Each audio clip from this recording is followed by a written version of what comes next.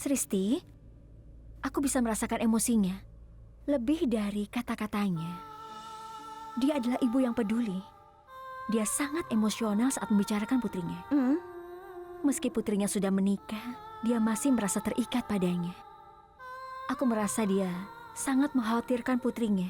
Sepanjang waktu dia memikirkannya. Dia hanya memikirkan putrinya saja. Padahal putrinya bersama suaminya. Bukankah itu salah? Maksudku biarkan saja Pragya dan suaminya itu menjalani kehidupannya. Sristi, ya begitulah hubungan darah. Mereka tidak terikat oleh peraturan apapun. Tapi tetap kita harus mengambil sebuah keputusan. Sehingga kau akan berhenti memuji ibu Pragya dan berhenti untuk mencari ibu kita. Dengar, kita ditakdirkan untuk tidak bertemu dengan ibu kita. Selain itu, kita tidak tahu nama ibu kita. Sarla. Nama ibu kita adalah Sarla. Apa?